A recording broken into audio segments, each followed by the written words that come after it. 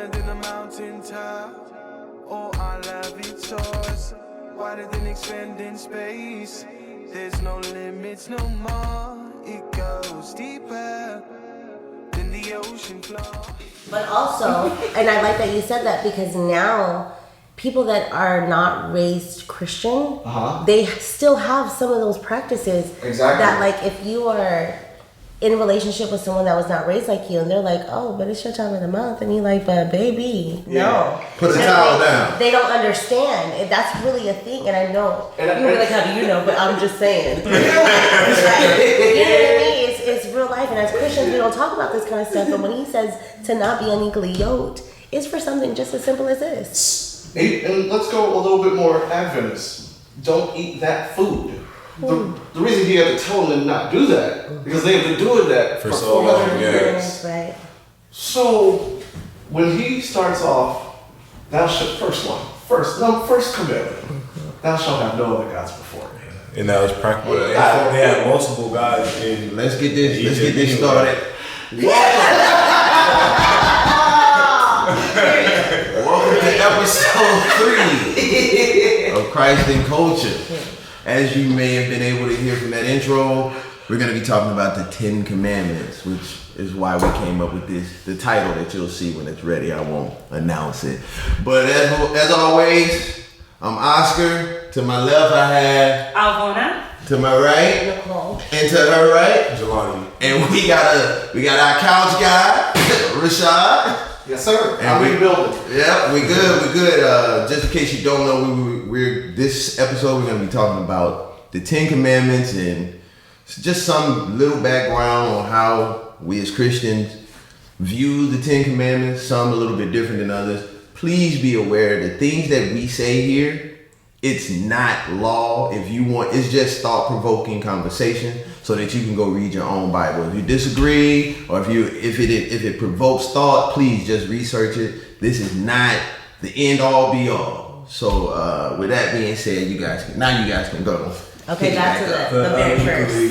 The God, yeah. So, well, and it's a continued thing, even after Egypt too, how there's always more than one God. Right. And that was a big issue. It goes back to the point of like, we got to strip them because somewhere down, I think about 400 years, they're waiting for someone to come deliver them, the Hebrews. So can you imagine how they're here worried about there is God, but like also what's in front of them are whatever the idols are. Well, you got Anubis, Egyptian gods, Anubis. Yeah, and it's multiple ones. All those people. It's multiple ones in front of them. It's not just like one thing. It's multiple. It was going from what is it? Polytheist. Yeah. Being a polytheist to the monotheistic idea that we practice. Definitely. So I wanted to say something. So I read the book of Enoch, and I'm not just a fan, but I believe that everything that went on in the book of Enoch actually went on. But one of the things that I read in it was that there were gods. I want to make sure I say this correctly. So gods existed underneath the Most High, and with that said, we were never supposed to worship the gods that were underneath the Most High God. But not that they did not exist. And I know some people are like, no, that's not true, that's fact. Whatever it is, a lot of people worship several gods. And so there has to be some kind of truth to how they all came to be. I believe that they're under the Most High God, which is the one true living God. But the translation of whether they're named gods or angels, I feel like that's a historical thing that we can talk about for so long. However, I do believe in the concept that we're only supposed to worship one true living God, which is the Most High. I kind of want to push back on the idea that and this is just me being antagonist. Mm-hmm. So, when it comes to multiple gods, I just think about, I don't know if there were actually multiple gods or were the people back then making gods. So I think about the term, and this is just a social cue. All right. And that's, we use the term in basketball, point guard. Like Ja Morant, who's a basketball player for the Memphis Grizzlies, he refers to himself as the point guard. Right. So there will be a kid somewhere calling Ja Morant the point guard. Right. So he's the end all be all of point guard, right? Right. So when I think about that, like the sun god, you get what I'm saying, or the moon goddess, was this really a thing where these gods existed? Or to make sense of everything that was going around, we was like, oh, this is the god of the moon. Okay. This is the god of the sun. We prayed to this God and it rained. Because I think about, was it the prophet Elijah? And when he went up against the prophets of Baal? Yeah. Like, it wasn't that dope. Right. Like, if looking back at it, in today's society, right? We would never be looking at those 400 waiting on that actual God to set this calf on fire, right? So is it that they made that from just trying to rationalize things because they couldn't. By this time, sin had entered into the world. Yeah. So I also because there are supernatural powers on this earth, and a lot of times, if humans are trying to conceptualize something and they're trying to make sense out of something that doesn't make sense to them, they can ascribe it characteristics that are not necessarily characteristics of that entity. Absolutely. So in some cases, it shows up as gods, angels, demons, witches, like all this other kind of stuff. It can show up in all different things. And the translation that I like actually says, it doesn't say before me, have no other gods before me. It says no other gods except for me. That's it. Blank. There's nothing else. Because a lot of times it would allow us to, you're the Most High, but I also serve Ra, I also serve this, I also serve that. I put my food out for my grandparents, and we have the answer. You go to the nail shop, they got the little set up with the oranges and the absolutely. You could have all of that, but our God is saying no, don't do that. No, just me. Two things to Alvona's point. One out of context, one in context. David, when he speaks in Psalms about us being created a little bit lower than the angels. If you go to the Hebrew, the word is actually, what is it? Is it Jehovah? The proper translation, when they transliterated the Bible into English at the Council of Nicaea, because they didn't like the idea of what it really said, that humans are actually below God and the angels are below us. They just changed it. They just decided, we don't like that. Let's put a different word there. That we were created a little bit below the angels. So we have an idea what kind of powers angels have. And we're above them. We're created above them. And then in context, when you speak about other gods, we're in Exodus when Moses does come back to Egypt. To set the people free, and he throws that stick on the ground and it turns into a snake. They threw theirs on the ground and theirs turned there too.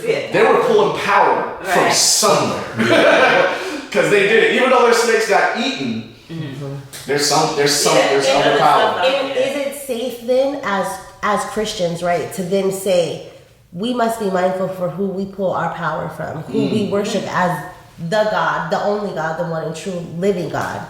Yeah. Period. And because he is that. But I also think of like what Erykah Badu said when she said, and to the culture part, is why don't they call us by our names? If we were made in his image, why aren't they calling us by our names? And that is the mindset of a lot of us in 2022. Like, I know who I am, I know my worth, stop treating me like I'm less. I am made in God's image, and I can't bring myself to say that I am a goddess. And I can say goddess because then I don't feel as disrespectful.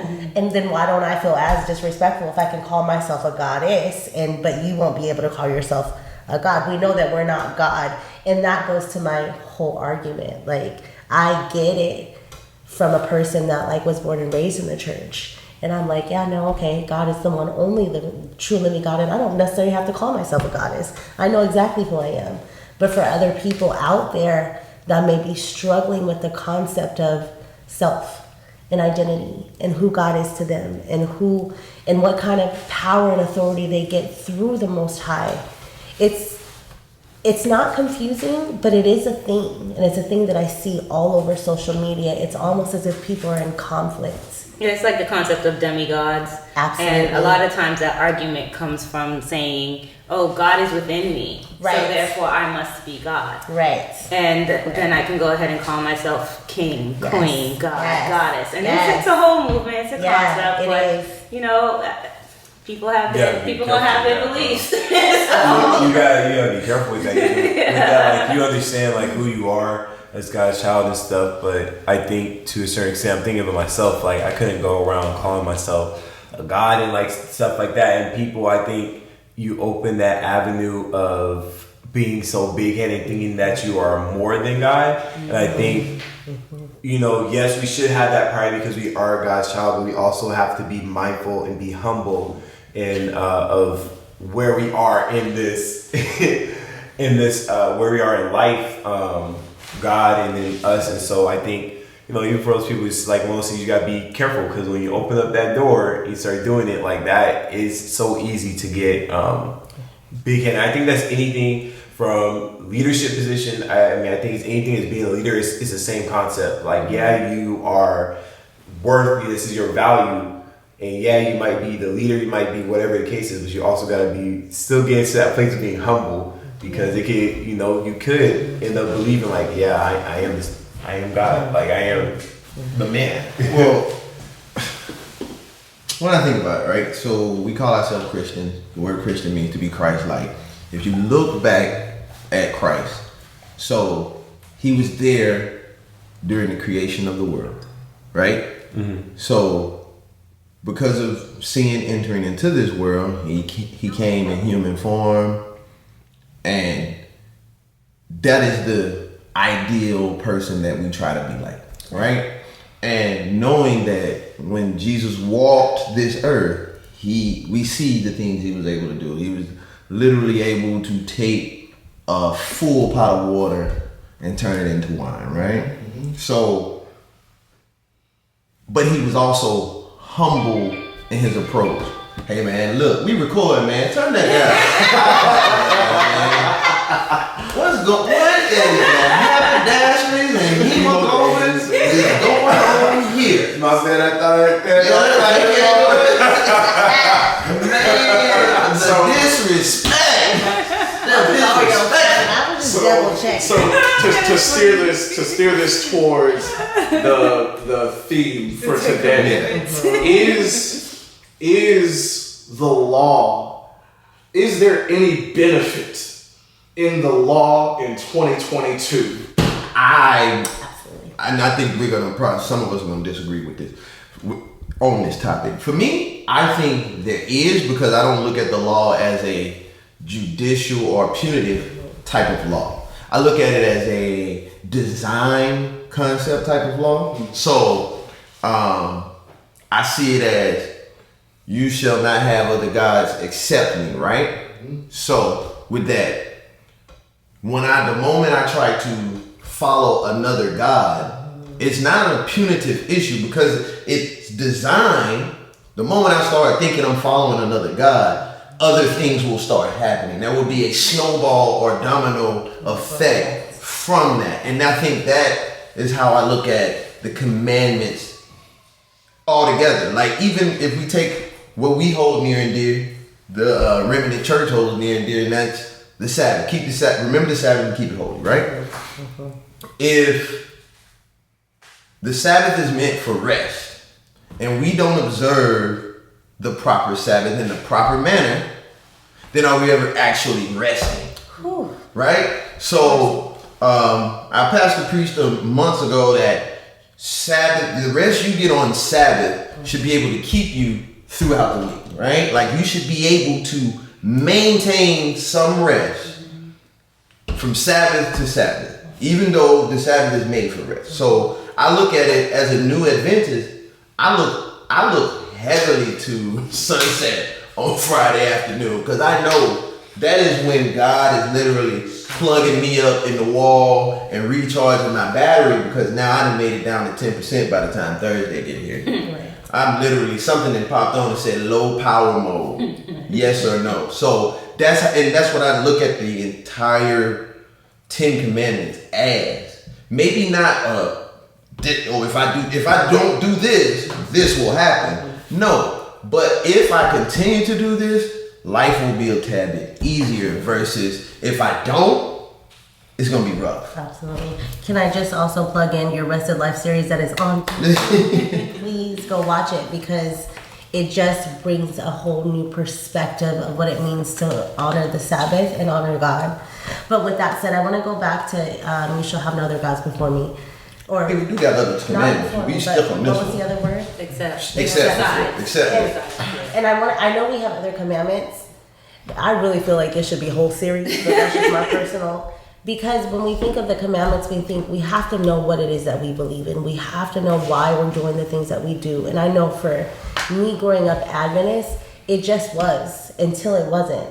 Like I remember when I got to go out on Friday night because I was grown, I was out in these streets because I felt like I had missed something for so long. I did not understand the concept of like, these are God's 10 commandments and they were made for me to be able to help me not just honor the Most High, but to honor self. So when we talk about having no other gods, for me, it extends past a idol. It extends past a religion. It extends past me worshiping the sun. It is, I need to have the mindset that the Most High is all that I need. And it also extends past me, because how often do we become our own God? My desire, what I want to see done, it's all about me. And we were never made or designed for anything to be individual. He never created us as one, period, from the beginning of time. And so when he says something, or the Most High says something, it's for a reason. And for me, when I become my focus all of the time and it's nobody else is there, I then fall into a depression or an anxiety or something that just is not pleasing to God's sight. And then also, if this is a sin, it just means that I'm separated from the Most High. And I don't want that kind of separation. No other God is worth the separation of me and the Most High, period. And because that's not good. It doesn't feel good. I don't like that. What you were talking about with that reminded me of a phrase that I heard a long time ago that said the first 4 commandments are for love of God, and the last 6 are for love of others. Yes. There isn't a like love of me. Of course, we're in the self-love generation, and take care of you, do you, self-care. But there's also like love of God and love of others, and this is how we relate to God. And once we relate well with God, then we can relate well with others. That's why they're first, right? Okay, and also this is where we differ. So I can't remember this lady's name. If I can come back, I'll have them put it in the chat. But she did a podcast about worshiping Kemet and whatever you serve. That's but this happens to be a Christian podcast, so we're going to be talking about Christianity. But she talked about why she left Kemet, and one of the things that stuck out for me about I believe in meditating. I believe in a lot of stuff that the world believes in.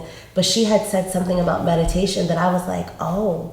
She said the difference between Christian meditation and people meditation, the world's meditation, is that we are supposed to be meditating on God's word because we're wanting to be like the Most High. And when we just meditate on self, then everything is centered around self.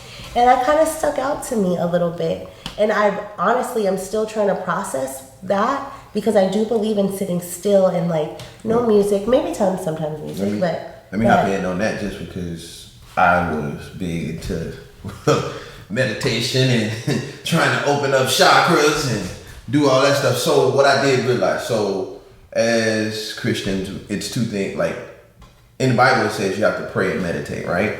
And I don't know who said this, but I know I've heard it said, and it's very true. Prayer is when you talk to God. Meditation is when you listen. So if you're always praying and praying and praying, you say you're asking God for this and you're asking God for that. How should I move in this? How should I move in that? If you never take the time to meditate on what you prayed about, then how can God answer your prayer? So we always think God answers our prayers with things that happen. No, sometimes like tend to say, I know I used to say, I never heard God speak. But then I had to think about it when that pastor, I can't remember who said it, who I heard say it. They said meditation is when you hear God. I had to think back to those times, which without that point in time when I was doing all this meditation and trying to open chakras, I probably wouldn't have made it to where I am today. Because looking back at that time, during doing all that kind of opened me up to be more willing to come back into church. So you're telling me that as a follower of Jesus Christ, that your time in non-intentional Christian meditation was a step toward God? Yeah. Okay. So you said non-Christian? Yeah, because I think what it was I grew up in the church. So that was always a foundation in everything that I did. But when I look back at it, some of the things I did after meditating, some of the things I quote unquote got from meditating, led me to the path that I am currently on. And I don't think without that I would be here today. So I don't want to say a non-Christian. I don't look at meditation as Christian or non-Christian, because we have Hindus that meditate. Absolutely. We have Buddhists that meditate. So I think meditation is a tool. It's just a tool. And like I said before, we pray, but if you always pray, how can God talk to you? I agree. If you're always talking to God, when is there time for God to talk to you? So, absolutely. I love that you pointed that out, because I think as we are in this walk, and especially when it's been our parents' religion for some of us, it's difficult sometimes navigating through life and the things that were that resonate with us without feeling like this is a sin. I'm not supposed to be doing this. Oh my gosh, am I gonna go to hell? So I like that perspective, because even as I sat here and said, I kind of struggle with that. What you said kind of opened up my mind with okay, well, I can sit in silence and be okay and not feel like I'm of this world, but I'm not in this world. You know what I mean? So and then meditation just in and of itself has gotten a bad rap. Especially in the Christian world, they think of you as disconnecting from God, and it's that's nothing further from the truth. Well, it's just because it's not practiced. It's not practiced by a lot of Christians, and the people who do practice it aren't usually Christians, and so that's kind of where I feel like that bad rep comes from. Yeah, if you don't know it, it's scary, or it's evil if you don't do it, and that's just not true. And I definitely recommend for every person that whatever it is that you believe, that you read the documents of your faith. So for us, we're reading the Bible. If you're into Ellen G. White, read the writings. If you say you don't want to do that anymore, okay, at least you've read it and you know what it is, and you can stand on that and say, I definitely do not like this, or I definitely do like this. I had to read the Bible through for myself, because people were throwing stuff and trying to put things on me from tradition, from their personal opinions, and I'm like, this is not biblical. And I said, oh, okay, you want to take it to Adventist? Okay, this is not E.G. White either. This is you. So don't throw you on top of me. When God was so specific, when he gave us not only those 10 commandments, but then he also gave us all these laws and rules and regulations and things to help us abide in his good grace and just live our lives. Ideally, God wants the best for us and wants our lives to be full of joy and happiness and peace, and not all this conflict. One of the reasons why these commandments had to be laid out was because there was so much conflict with the people, and Moses was sitting out there from morning to night judging. Why? Can you imagine Moses? Can you imagine the stress that Moses had? He probably needed meditation. So that's why he was going so long about it. Let's keep it going. So the second one is you shall not make idols, right? Make no idols. So how do in today? How do we kind of? Because I know I watch a lot of sports talk radio, and one of the terms that is so loosely thrown around is this person grew up idolizing this person, or this person grew up, or they idolize this, or they idolize that. And I kind of cringe when I hear it, because I'm like, hey, idolize. But then I had to very strong word. Then I had to be like, wait a minute, now, Oscar, get off that high horse, because you got things that you do that another Christian may cringe at. You out here eating all this beef, and maybe a pause. There may be a Christian out there like, man, look at him. He say he a Christian and he tearing that double cheeseburger up. You get what I'm saying? So, you know, when you point a finger, you got 3 of them jokers coming back at you. So, but how do you maneuver around? Like, first of all, what is an idol? For anybody, like, what do you consider an idol? I think it's something that you put so much emphasis on that it takes the place of God. So like, so a car can be an idol. A car easily can be an idol. So me being like, man, I got the best BMW on the streets right now. Listen, there's some people that will do anything for their car. They will wash their car like every day, shine it every week, whatever the case may be, but won't crack open that Bible. And so that right there is like an idol. Or in our day and age, for us, it's the social media for a lot of people. It's the idol is acceptance. It's comparison can easily be something idol or validation, and so people pleasing. So it's a lot, and I mean it's kind of where we've moved to with this social media age. It's about the acceptance, about the likes, it's about the followers. It's so much really all about accepting, and then like look at me. Like, come on, look at me. Like, you see what I'm doing? Like, right here. Like, even yourself, you get idolize yourself from a lot of these things. You yourself can be an idol and you don't even know it. That you're, so, absolutely. Yeah, that's just one part, yeah. Yeah, for me, again, context is key. Because I think anything could be an idol. Yeah, agree. But in this context, you have Moses. The golden calf, right? 40 years of Egyptian education, writing to a people who had 400 years of Egyptian culture stuffed into them. An idol in Egypt, and you can look at the plagues. Each of the plagues was a direct God attack on Egyptian idols, on Egyptian gods specifically, even. And I think, and I'm challenged by this commandment in particular, because when I even look at like the roots of what worship is, you go to the word devote, what you spend your time with, and it's like it can take you to that extreme where, am I really supposed to be reading the word of God and praying all day long? Is every movement I make supposed to be God and church related, and what does that look like? Because specifically with an idol, it's like, okay, I'm a parent. My life does revolve a lot around my children. Yes. Period. So are my children my idol? So when I think about context, 40 years Egyptian education, 400 years of Egyptian culture. In Egypt, an idol was something that you attributed provision to.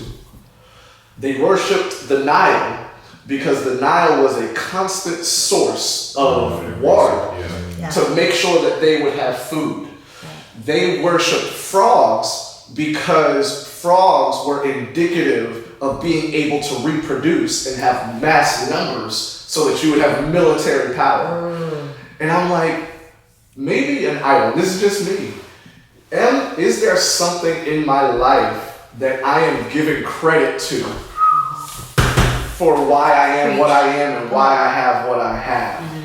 And I think that's kind of where you have to check yourself. Yeah. And for me, in our church, and I'll just speak about our church, that's the only one I have licensed, education is an idol. We have everybody needs to go to this school in this place, and that is the way. Because when you get a good education, you will have a good life. Right. What? like I'm less worried about the car and more worried about that degree that we spend all that money on and come out and not even. Don't talk to me about degrees. You gonna really get me in trouble when we get to talking about degrees. I want to say something until I was in my 20s. I didn't go And you go So break down Oakwood so people Oakwood don't University know. Oakwood University, which is my alma mater, so I'm happy about it. However, it is a historical black college that is Adventist, and we are Seventh-day Adventist Christians. And since I was a little girl, any black Adventist kid that grew up Adventist has been, you're going to Oakwood, you're going to Oakwood, you're going to Oakwood. We're going to support our people, we're going to support education, and just like Pastor Rashad said, it's a huge thing. I did not choose to go straight to Oakwood. I chose to go to Oakwood later on in life, when I was 22 to be exact. And I was at 31st Street Seventh-day Adventist Church from 18 to 22 in community college, working, living my best life.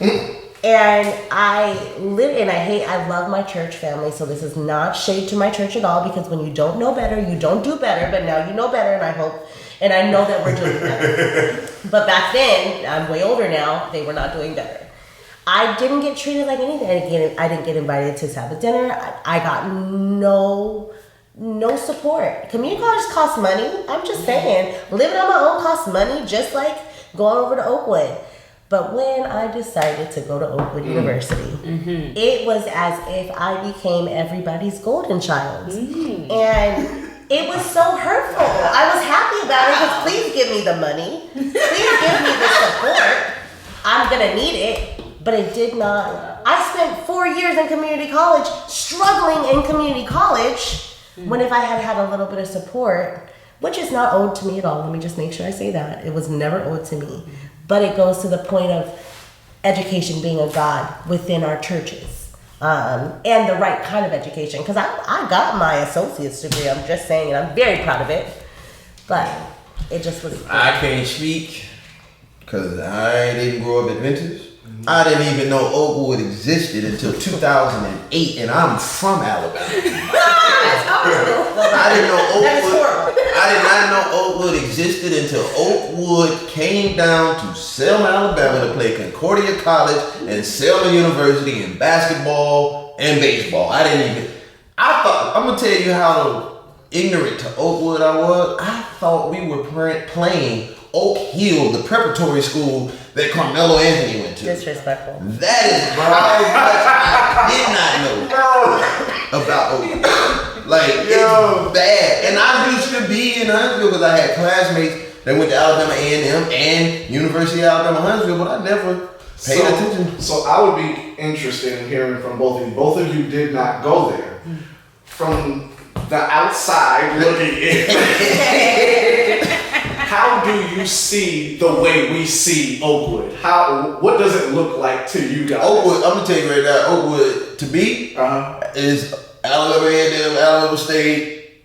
It's just HBCU to me. Okay. Like, that's all it, like, I don't say, like, for me, growing up in Selma, it was, you just going to college. Period. Like, it wasn't saying you had to go to this college or that college. It was, you going to school, which maybe we'll do an episode on that I won't be preaching. Listen, that ain't my thing. Period. College is not made for everybody. And it's definitely not made for the child who has spent most of their life. Because for me, my first time being formally educated, I was 3 years old. And I went to school from the age of 3 to the age of 22. And I dropped out because I was burnt out. So you won't hear me say, you have to go to school. Now, I'm going to probably get some kickback on that because I also believe that there's a Bill Gates out there. I believe that there's a Warren Buffett out there. I believe there's people who've made significant impact and economic or financial achievements without a degree. Absolutely. And then I said that to someone and they was like, but they're smart, they're this. Well, why can't you be that? Because the difference between me and someone who has a college degree, they were just a little bit more dedicated than I was. That's literally it. Not necessarily. No, I'm saying they just stayed there longer. That's what I'm saying. This is what it was for me. Once I realized, like, this ain't working. Like, I'm tired of eating top ramen. Period. I'm tired of, going to Walmart, spending $2 or $3 to get these little I'm tired of that. Let me go get me a job, and so I can eat what I want to eat and do what I want to do. And eventually I joined the military, and I now believe I've seen more of the world than I ever would have seen with a college degree. I think there's an intersectionality between religion and culture when you talk about education. Hey, we're not talking about sexuality on this show. Let me go with what she said, because a lot of times people do look down if you're not in college or quote unquote educated. Then they're like, oh, what are you doing with your life? And it's like, okay, especially in this day and age where college costs more than the cost of living for the job that you're going to get when you come out, and it's not even structured in a way that's going to be, that's a whole other conversation. Yeah. Is that it shouldn't be looked down on so much. Well, it's that, and on top of that, we're African American, so it's even more of a push even within that, because back then getting the degree or education was a way to step up versus elevate versus now it's not really the case anymore. But that is a reason why it's so much pushes, because back then if you were educated you had status. You should be educated. That doesn't mean that you had to go to college. But I do want to go back to specifically what you asked.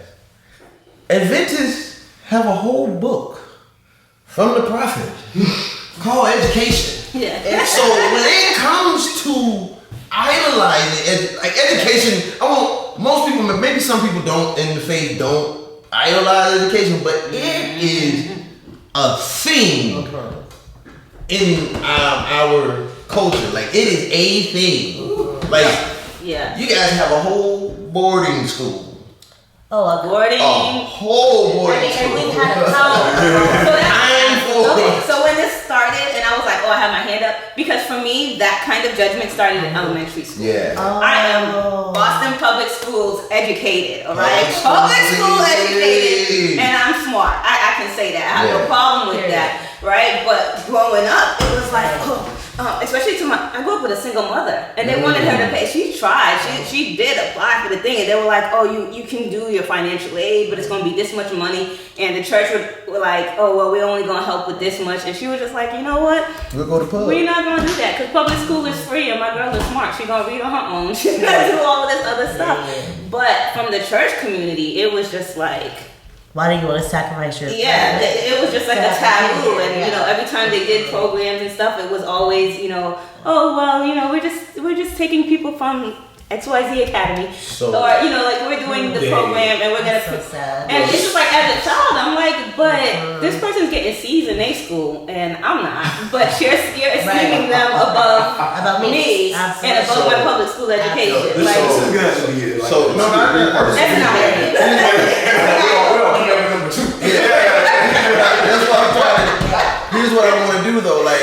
This is one thing I just asked. Now we've all brought up different things that can be considered to be idolatry, right? Mm-hmm. How do we in 2022 avoid stepping into that trap of idolatry? How do we? I think you guys triggered something. This is just my preacher homiletic mind. In that verse, do not make for yourself any idols. It's not that they existed already. People took something that was and probably was good and molded it into an idol. Yeah. Education is good. Having our own schools is good. I'll say this, but how much they cost? Not good. Is satanic. Demonic. I can tell you this. Loma Linda, I looked it up last night. $13,000 a year. Did you get Pastor King just yesterday? No. For Pine Forest. Oh yeah. And that's how many years ago? But here's the thing. High school.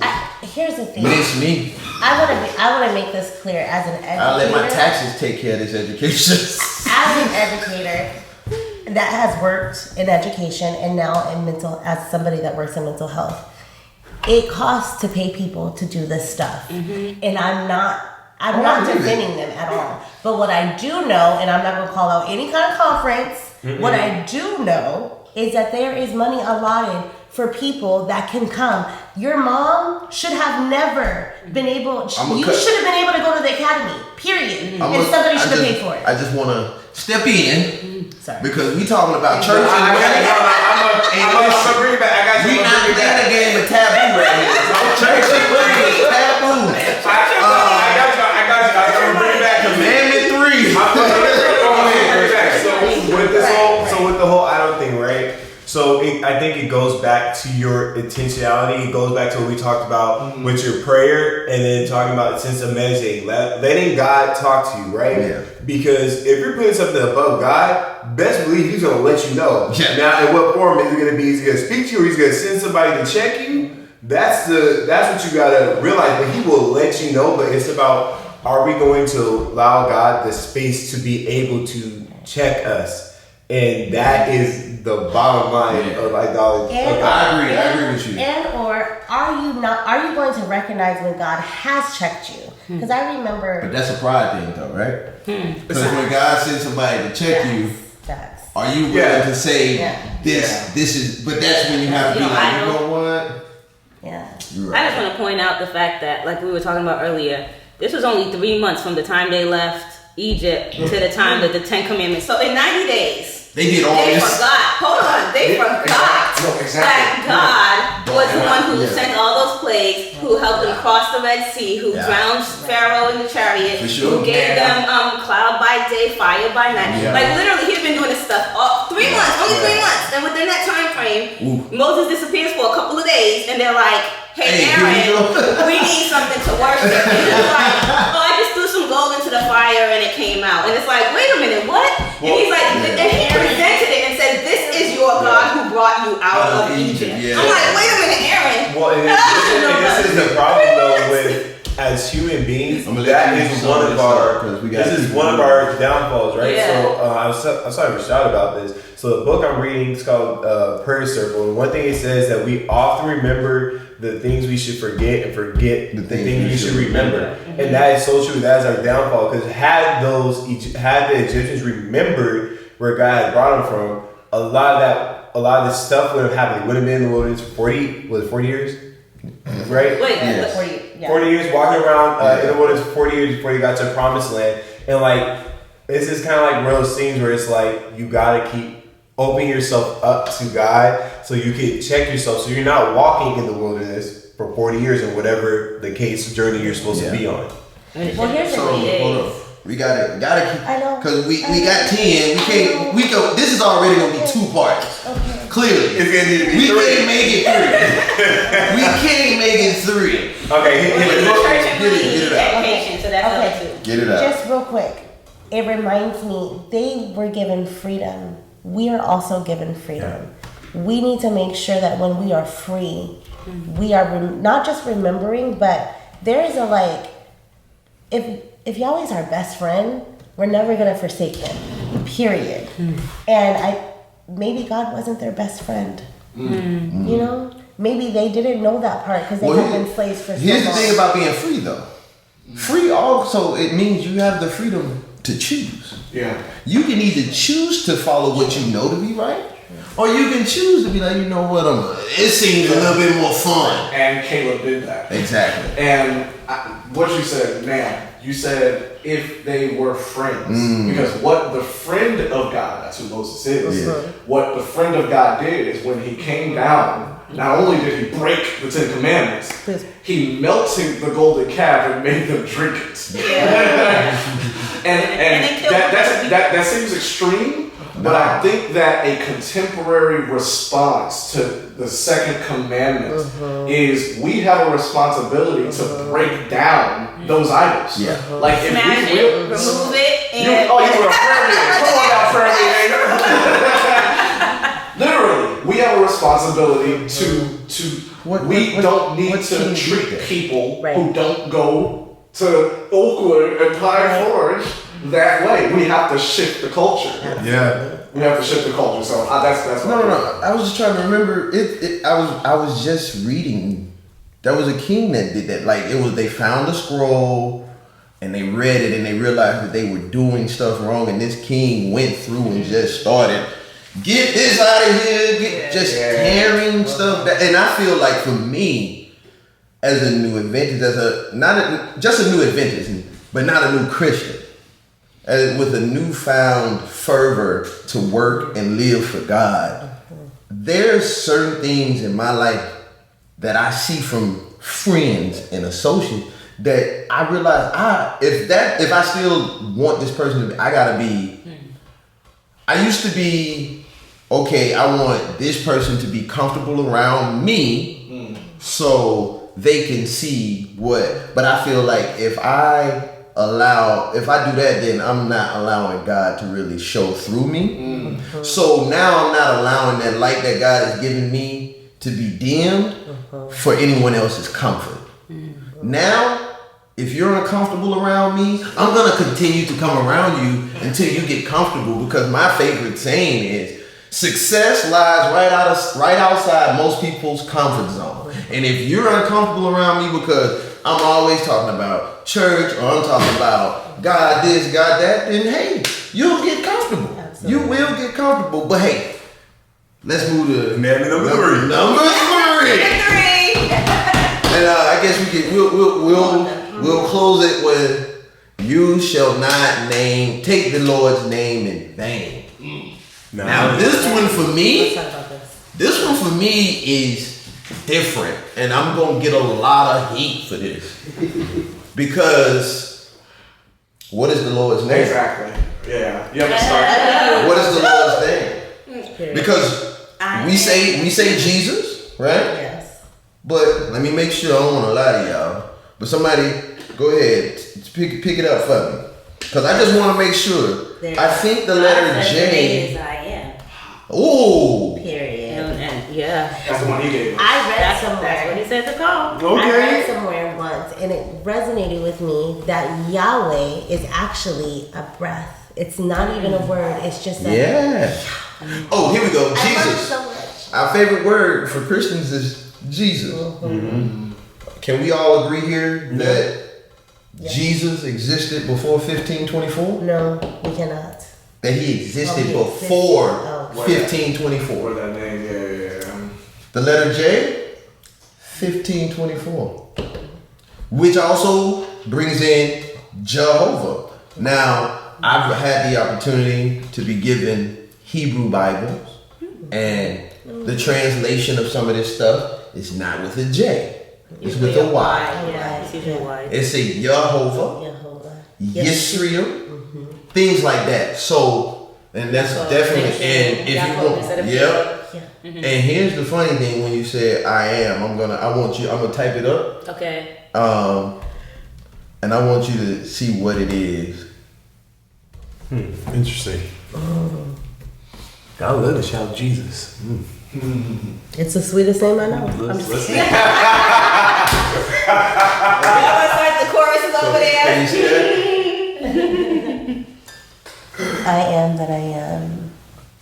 Means Go ahead, read it for the First people. person. So click on it.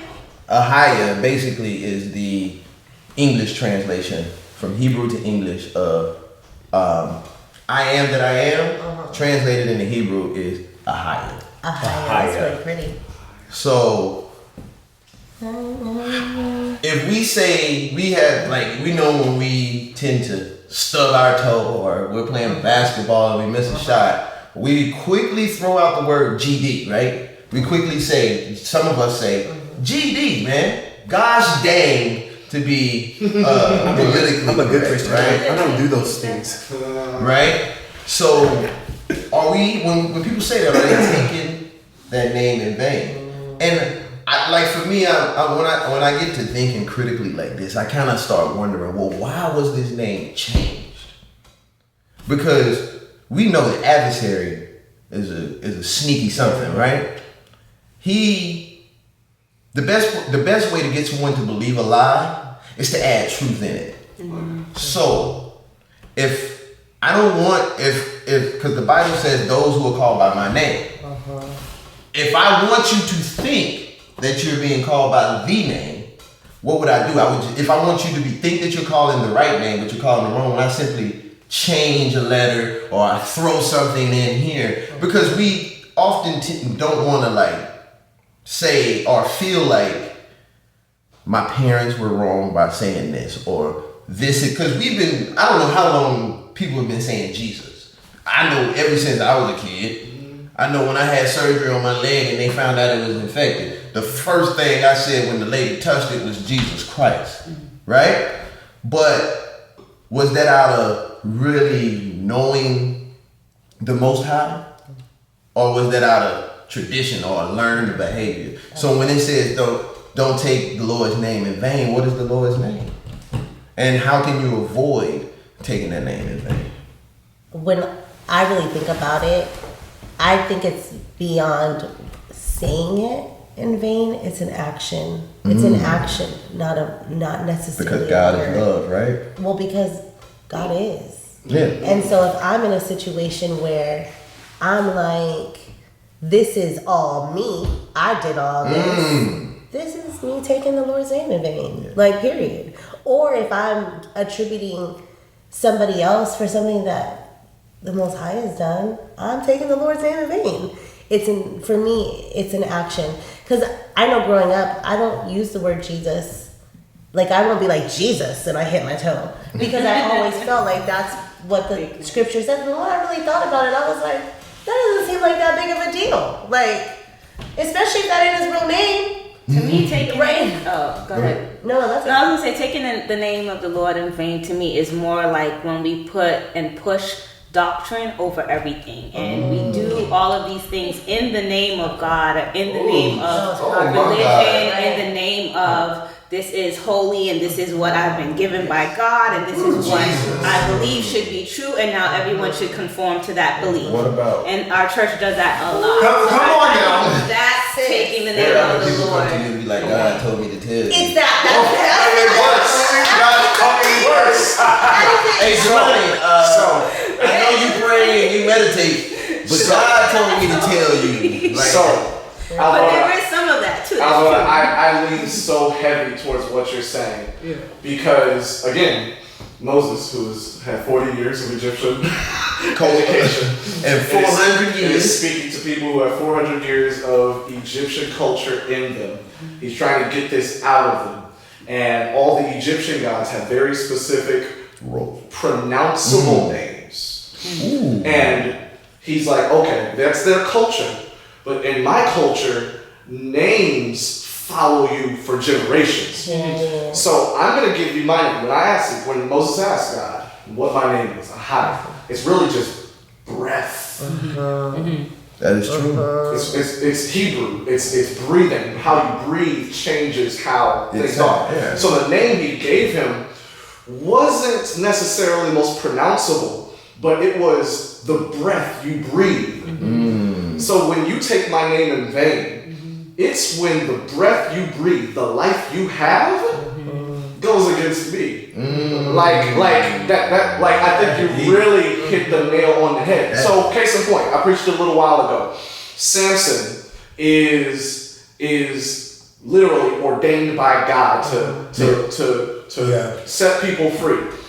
He does literally everything that a Nazarene is not supposed to do.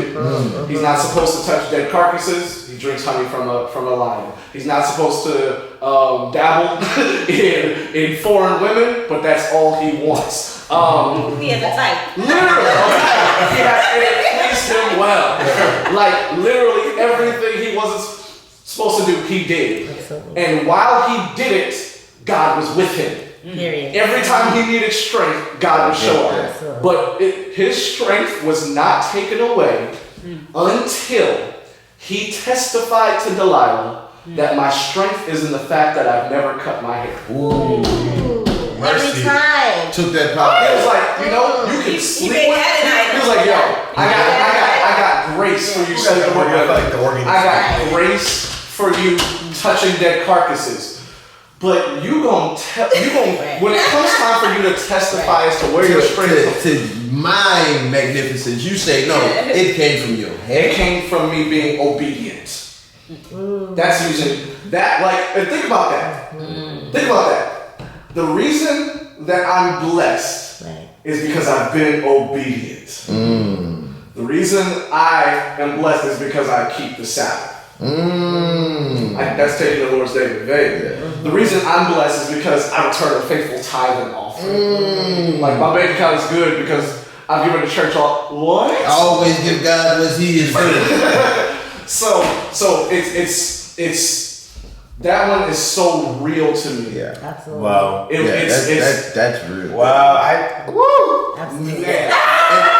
I mean, you bring to my thought. I'm horrible with names. I can remember the story, but it was when Assyria was coming in. Who was the king when Assyria was trying to attack? It wasn't. What happened in the story? Basically, he showed them his all his fortune and everything. He asked for more life. He was sick. Instead of, that's what I'm thinking is Hezekiah. That's what I'm thinking. But instead of when God allowed them to come in, instead of saying God has done this for me and done this, he was like, "Oh man, look at all my gold, all the things I've received." I'm done. You're right. I'm done. Yeah, no. He was like, "I'm through with you." Yeah, Right. Like David. He done gave him life. David murders a man to get Bathsheba. Mm-hmm. God's like, I got grace for that. Nathan, go talk to my guy. Yeah. The moment David counts the people, The census.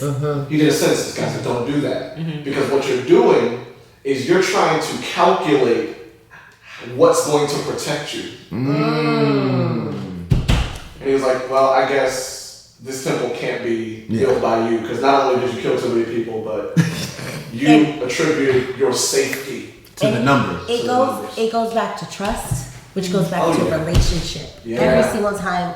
And I want to be the kind of person that has a relationship with God. And I think all of us should be, and I don't want to say striving to do just that, relationship. I think to follow the 10 Commandments right now in 2022, you have to be in relationship with the Most High. And listen, the first, like we said, like Alvana said earlier, the first 4 commandments are all about relation with God.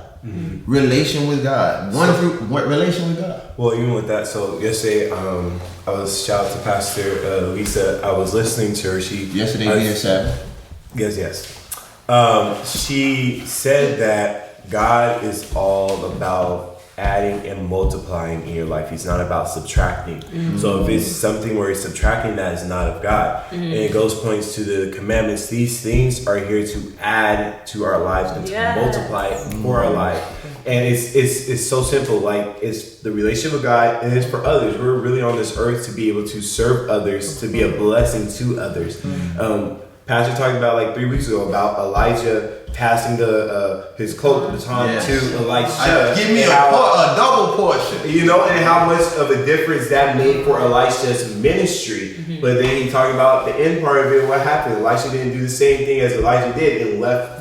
Because he didn't pass it on. He didn't pass it on. But you know, I say that to say like all these things is to add to our lives, to bless others, and that is just the bottom line of who we are, why we're here. It's to serve God, to worship Him, but also to bless others along in the process. For sure. Absolutely. All right, so who wants to take the closing comment? I had a comment, but it wasn't a closing comment. Well, now it is. Close this thing out, Alvana. Lady White. Another way that we can take the Lord's name in vain is by calling God a liar. And we do that every time we cast our esteem lower than it should be. We always talk about high esteem, but we don't talk about people with low self-esteem. And so that, like when you're telling God, like, no, I'm not worth anything, or you're calling God a liar. That is taking the Lord's name in vain. And she said she couldn't close out. So that's and with that gem, Alvana drop. Thank you for tuning in. Christ and Culture, Part 1. Stick around. We'll have Part 2 soon.